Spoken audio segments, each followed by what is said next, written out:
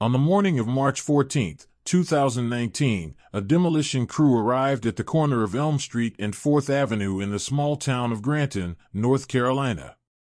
The job was straightforward: tear down the old Piedmont Textile manufacturing building, a sprawling red brick structure that had sat abandoned for nearly 4 decades. The warehouse had once been the beating heart of Granton, employing more than 600 workers at the peak of its production. Now it was nothing more than a crumbling monument to a forgotten era, about to give way to a new residential development. Foreman Danny Callahan and his 12 men had been working the site for 3 days without incident. They had already stripped the upper floors, clearing out the old weaving rooms where rows of looms had thundered through the night decades before. But on that particular morning, when an excavator tore through the eastern wall of the basement level, something unexpected brought the entire operation to a halt. Behind a layer of bricks that didn't match the rest of the foundation, newer, rougher, clearly added after the original construction, there was a room. A small, windowless space, no larger than a storage closet, completely sealed off from the rest of the building. And inside that room, partially buried beneath decades of accumulated dust and crumbled mortar, lay what appeared to be human remains. The Granton Police Department arrived in under an hour. Crime scene technicians meticulously documented the space, the dimensions, the construction of the false wall, the position of the remains. What they found was not a skeleton the way most people picture one. After nearly 7 decades sealed inside that airless chamber, the bones had disarticulated and scattered, some fragmented beyond any recognition, others darkened by minerals that had seeped in from the surrounding bricks and concrete. Fragments of fabric clung to several of the bones, a material later identified as a cotton-polyester blend consistent with work clothing manufactured in the late 1940s and early 1950s. There were no personal belongings. No identification. Only bones, dust, and silence. But the Granton Police Department had something the original investigators of 1951 never had: modern forensic technology and a digitized missing persons archive. And when detectives cross-referenced the estimated age, sex, and time period of the remains against the cold case files of Johnston County, one name surfaced almost immediately: Ashley Mitchell. She was 26 years old when she vanished without a trace in the fall of 1951. And she had worked in the very building where her remains were now being recovered. If stories like this fascinate and haunt you the way they fascinate us, take a moment to subscribe to this channel. We bring you cases that time tried to erase, and tonight, this one takes us all the way back to the year 1951. To understand what happened to Ashley Mitchell, you have to understand the world she lived in, and the woman she was inside that world. Ashley Marie Mitchell was born on June 7, 1925, in the small rural community of Kinley, North Carolina, approximately 40 minutes east of Granton. She was the oldest of 2 daughters born to Harold and Ruth Mitchell.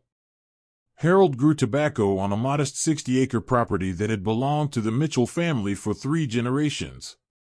Ruth kept the home with a firm, quiet hand, cooking, sewing, managing the farm accounts, and raising 2 daughters who could not have been more different from one another.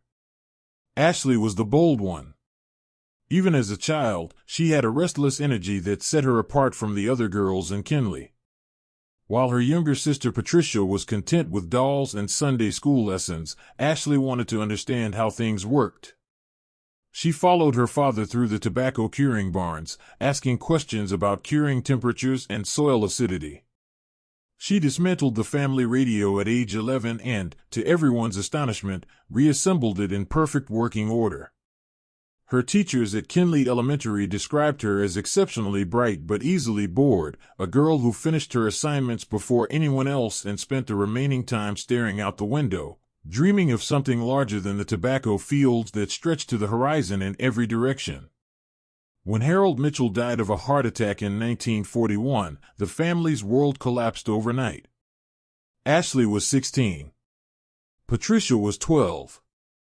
Ruth, suddenly widowed with no income beyond what the farm could produce, made the painful decision to sell the land and move the family to Granton, where her sister had contacts at the Piedmont Textile Manufacturing Company. Within 2 weeks of arriving in Granton, both Ruth and Ashley were already working on the factory floor, Ruth in the finishing department, Ashley operating a spinning frame on the second floor. It was exhausting, monotonous work. The noise inside the factory was deafening, hundreds of machines running simultaneously, filling the air with a constant roar that made ordinary conversation impossible. The temperature on the production floor regularly exceeded 100 degrees in the summer months. Cotton lint and dust hung in the air like fog, coating everything and everyone in a fine white layer. Workers developed chronic coughs. Some lost the hearing in one or both ears. The pay was 32 cents an hour. But Ashley Mitchell didn't simply endure the work. She excelled at it. Within the first year, she had learned to operate every machine on her floor. She could identify a mechanical fault by sound alone, a specific rattle in a bobbin winder, a slight hesitation in a loan shuttle, and she frequently corrected problems before the maintenance crew even arrived. In 1945, at age 20, she was promoted to floor supervisor, becoming the youngest woman, and one of only 3 women, to hold a supervisory position at Piedmont. It was an achievement that earned her both admiration and resentment. Among the line workers, Ashley was genuinely well-liked. She was fair, direct, and never asked anyone to do something she wouldn't do herself. She covered shifts for sick workers. She pushed back against management to improve ventilation on the production floor. When a 19-year-old spinner named Dorothy Kay caught her hand in a carding machine and nearly lost 3 fingers, it was Ashley who applied the tourniquet, drove Dorothy to the hospital in her own car, and returned to the factory to file a formal safety complaint, the first ever submitted by a supervisor at Piedmont. But among certain members of the factory's male management team, Ashley Mitchell was a problem. She asked too many questions. She challenged production quotas she considered unsafe. She kept written records of maintenance requests and safety violations, a habit that made several managers deeply uncomfortable. In a corporate culture built on hierarchy, obedience, and the tacit understanding that women were temporary workers who would eventually leave to raise children, Ashley Mitchell simply didn't fit. She stood 5 feet 8 inches tall, with auburn hair she kept pinned under a work kerchief during her shifts. She had sharp green eyes that co-workers remembered as constantly alert, constantly watching. She moved with a purposefulness that people noticed, quick, confident, the stride of someone who knows exactly where they're going and why. Outside the factory, she was more reserved. She attended Grace Baptist Church on Sundays with her mother and sister. She read detective novels. Agatha Christie was her favorite. She kept a small vegetable garden behind the family's rented house on Maple Street.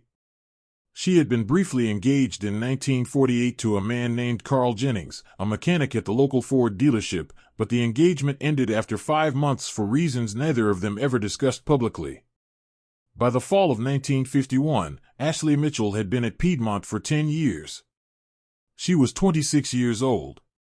She was respected by those who worked beneath her, tolerated by those who worked above her, and known throughout Granton as someone who was not afraid to speak her mind. And then, on the night of October 11, 1951, Ashley Mitchell clocked in for her regular evening shift at the Piedmont Textile Manufacturing Company. She was never seen again. The afternoon of October 11, 1951 was unseasonably warm for the North Carolina Piedmont. Temperatures had held near 80 degrees through the afternoon, and as the sun began to set around 6:30, a heavy humidity still clung to the air, the kind that makes cotton stick to skin and turns the inside of a factory into something approaching unbearable. A low mist had settled over Granton, blurring the tree line beyond the railroad tracks that ran parallel to the Piedmont property. The sky was overcast. There would be no moon that night. Ashley Mitchell left her house on Maple Street at around 5:45 in the afternoon. Her mother Ruth would later tell investigators that Ashley had eaten an early dinner, leftover chicken and green beans, and had seemed perfectly normal. She was wearing her usual work clothes, dark blue trousers, a light gray blouse, and low-heeled brown leather shoes. She carried a canvas bag containing her work kerchief, a thermos of coffee, and a paperback she had been reading during her breaks. Ruth remembered standing at the kitchen window watching her daughter walk down the path toward the street. Ashley turned left on Maple, in the direction of the factory, which was a 12-minute walk from the Mitchell house. Ruth went back to washing the dinner dishes. It was the last time she would see her daughter. At 6:03 p.m., Ashley Mitchell clocked in at Piedmont. The time card records, preserved in the company's payroll archives and recovered by investigators in 2019, confirm her arrival. She was scheduled for the evening shift, 6 p.m. to 2 a.m. As floor supervisor, Ashley was responsible for overseeing production in the second-floor spinning room, managing a crew of approximately 40 workers during that shift. Several co-workers remembered seeing her in the early hours of the shift. Dorothy Kay, the same young woman whose hand Ashley had saved years before, now a senior spinner, recalled speaking with Ashley near the water fountain around 7:15. Dorothy said Ashley seemed distracted but not troubled. She mentioned something about needing to check on a maintenance issue in the basement level before the end of the shift. Another worker, a man named Earl Dunstan, remembered seeing Ashley on the production floor around 8:30, reviewing a clipboard near the east bank of spinning frames. After that, no one could say with certainty that they had seen Ashley Mitchell again. The evening shift at Piedmont was chaotic by nature. The factory ran 3 shifts, and the transition between the day and evening crews always created a period of confusion, workers coming and going, machines being recalibrated, supplies being restocked. The noise level on the production floor made it nearly impossible to track the movements of any specific person. And on that particular night, a mechanical failure in one of the carding machines on the first floor had drawn the attention of most of the supervisory staff, including shift manager Gerald Pratt. The problem took nearly 2 hours to repair and created a cascade of production delays that kept everyone focused on the machines, not the personnel. At 2 a.m., the shift ended. Gerald Pratt, completing his end-of-shift report, noticed that Ashley had not turned in her nightly supervisor's log. Her clipboard was on the desk in the small glass-walled supervisor's room. Her canvas bag was still in her locker.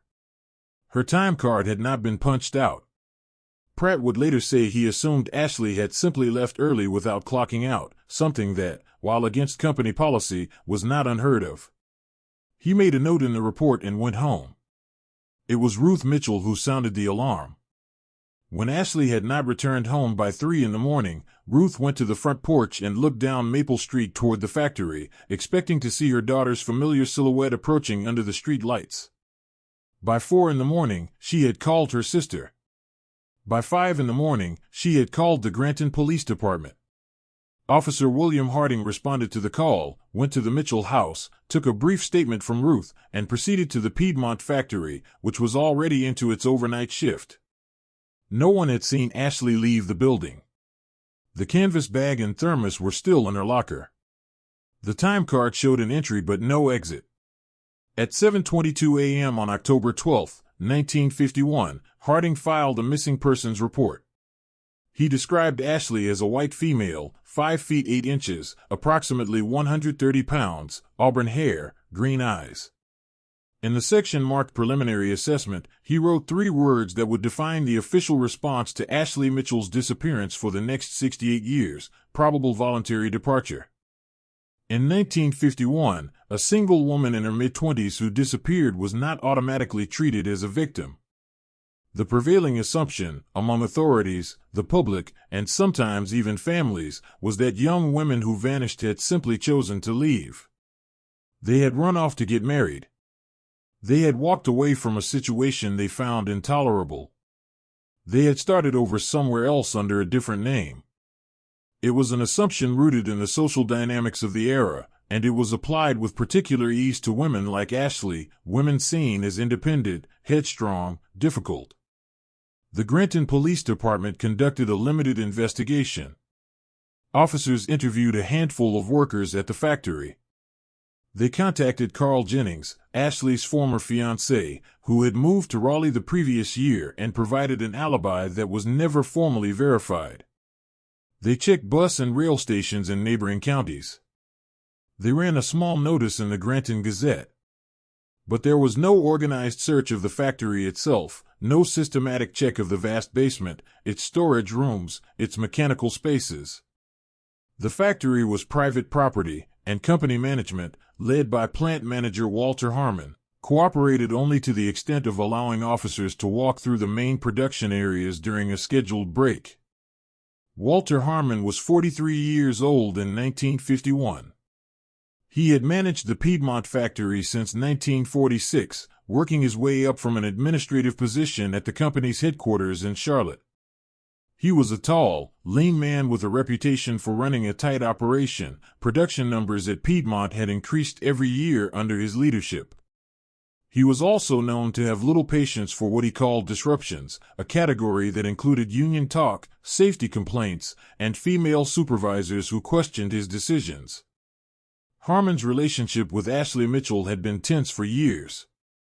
Former workers recalled several heated exchanges between the two, most of them over Ashley's insistence on documenting safety violations and her refusal to push her crew beyond what she considered reasonable limits. When questioned by Officer Harding, Harmon stated that he had not been at the factory on the night of October 11th. He said he had been home with his wife and had no knowledge of Ashley's whereabouts. He expressed the opinion that Ashley had probably left town of her own accord, perhaps to find work in a larger city, and suggested that the police were wasting their time. The investigation, such as it was, effectively closed within 2 weeks. Ruth Mitchell never accepted the official conclusion. She spent the remaining years of her life writing letters to the Granton Police Department, to the Johnston County Sheriff's Office, to the State Bureau of Investigation, to her congressman.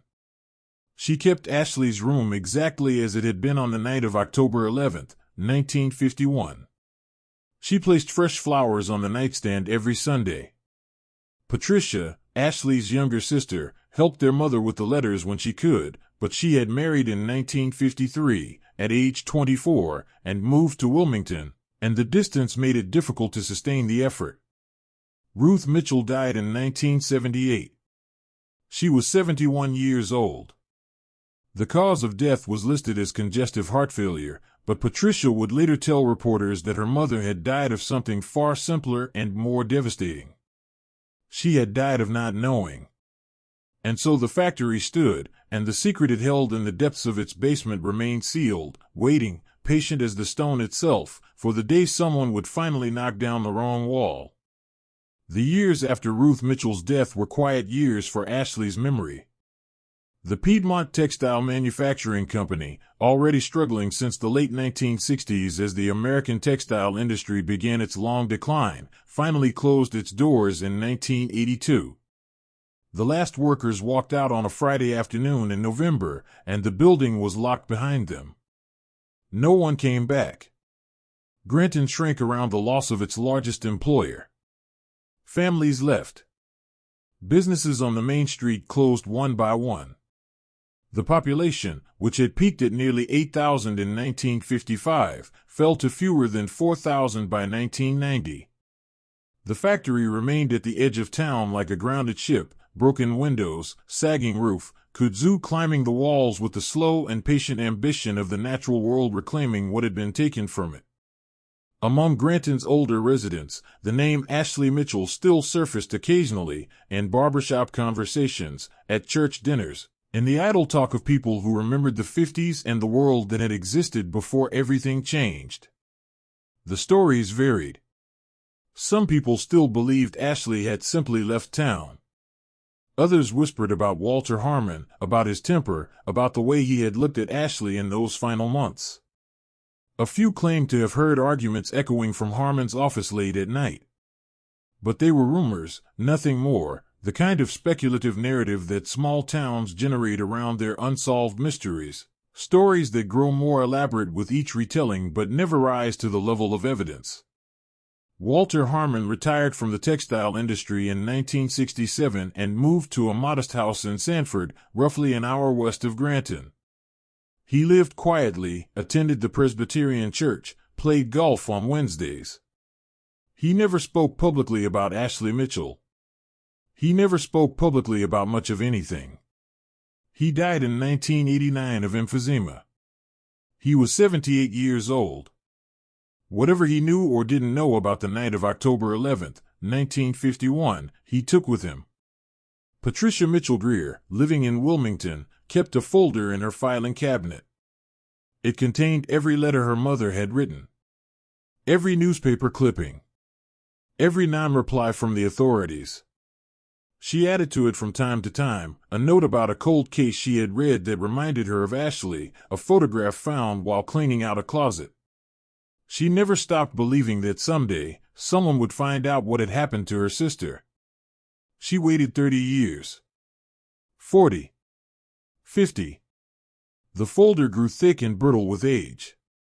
Then, on the morning of March 14, 2019, her phone rang. The call came from Detective Laura Chin of the Granton Police Department, a department that now consisted of just 14 officers serving a town of 3,700 people. Chin had been assigned to the case following the demolition crew's discovery, and had spent the previous 48 hours pulling every available record related to missing persons in Johnston County during the 1950s. Ashley Mitchell's file was thin, barely a dozen pages, but it was enough. The remains found in the sealed basement room were sent to the North Carolina State Crime Laboratory in Raleigh for forensic analysis. The process was painstaking and, given the condition of the remains, limited in what it could establish definitively. The bones were consistent with a woman between 20 and 35 years of age at the time of death. Skeletal measurements suggested a height of approximately 5 feet 5 to 5 feet 8 inches. Radiocarbon dating placed the remains within a range that included the early 1950s. Fabric fragments recovered alongside the bones were analyzed and identified as consistent with cotton work clothing from that period. DNA extraction was attempted but yielded only partial results. After nearly 7 decades in an enclosed, unventilated space, the genetic material had degraded significantly. The partial profile obtained did not exclude a familial match with Patricia Mitchell Greer, who provided a reference sample voluntarily, but it was not sufficient for a definitive identification under the standards required by the state medical examiner. What the forensic examination did reveal, however, was deeply disturbing. Several cranial fragments showed evidence of blunt force trauma, a fracture pattern consistent with a heavy impact to the left temporal region. The forensic pathologist noted that while the exact cause of death could not be determined with certainty given the advanced decomposition, the cranial damage was, in her words, highly suggestive of a fatal or near-fatal blow delivered by an object with a broad, flat impact surface. A tool. A pipe. A piece of heavy machinery. The sealed room itself told its own story. Construction analysis determined that the false wall had been built using bricks and mortar consistent with materials available at the Piedmont factory in the early 1950s. In fact, some of the bricks matched a batch ordered for a documented maintenance project in the company's purchasing records. That project was dated November 1951, 1 month after Ashley Mitchell's disappearance. And the purchase order bore Walter Harmon's authorization signature. Detective Chin also found something else in the archived company records, something that had never been examined during the original investigation because no one had ever looked. A work order, dated November 3, 1951, authorizing a crew of 3 maintenance workers to carry out what was described as structural reinforcement in the east section of the basement. The work was completed over a weekend when the factory was not in operation. The 3 workers listed on the order were all deceased. None of their family members remembered them ever mentioning the project. Patricia Mitchell Greer traveled to Granton in April 2019. She was 89 years old. She had not been in the town since her mother's funeral in 1978. Detective Chin met her at the station and showed her photographs of the items recovered from the sealed room, the fabric fragments, the bones laid out on an examination table, the small personal effects found pressed into the earthen floor. Patricia studied each photograph carefully, her hand steady, her expression unreadable. When asked whether she believed the remains were those of her sister, Patricia was silent for a long moment. Then she said something that Detective Chin would later describe as the most devastating sentence she had ever heard in her entire career. "I always knew she never left." As of the date of this recording, the case of Ashley Mitchell remains officially open. The Johnston County District Attorney's Office has classified the death as a suspected homicide, but no formal charges have been filed. Walter Harmon, the only identified suspect of interest, died 30 years before the remains were discovered. The 3 maintenance workers who built the false wall are also dead. The forensic evidence, while strongly suggestive, falls short of the threshold required for a definitive identification under North Carolina law, although investigators have stated publicly that they believe, based on the totality of the circumstances, that the remains are almost certainly those of Ashley Mitchell. The Piedmont Textile Manufacturing Building has been completely demolished. The land where it stood is now a parking lot for a small commercial complex, a coffee shop, a laundromat, a dental office. There is no plaque. No marker. Nothing to indicate what was found beneath the floor of that building, or the woman who may have been hidden there for nearly 7 decades. The question that remains, the question that may never be fully answered, is not simply what happened to Ashley Mitchell. The evidence, circumstantial as it is, paints a picture that investigators believe is probably close to the truth. The deeper question is how an entire town, an entire system, allowed a woman to disappear and then chose, through indifference, complicity, or simple exhaustion, to stop looking for her. Ashley Mitchell was 26 years old. She was a supervisor in a world that didn't want women to supervise. She kept records that powerful men didn't want kept. And when she disappeared, the easiest explanation, that she had simply chosen to leave, was also the most convenient for everyone who might have had some reason to want her gone. 70 years of silence. A brick wall. A room no one was supposed to find. But in Wilmington, in a quiet house on a tree-lined street, Patricia Mitchell Greer still keeps her mother's folder. She has added the final pages, Detective Chen's reports, the forensic analysis, the 2019 newspaper articles that briefly brought her sister's name back into the light. And she keeps something else. A framed photograph of Ashley, taken in 1950, standing outside the Piedmont factory in her work clothes, squinting against the Carolina sun with just the faintest trace of a smile on her face. A woman who walked into a building on an autumn night and never came out. Some cases end with answers. This one ends with something harder to bear, the near certainty of what happened, and the absolute certainty that justice, if it was ever possible, came far too late. If this story has stayed with you, take a moment to subscribe to this channel. There are more cases waiting to be told, cases where time buried the truth, but couldn't erase it completely.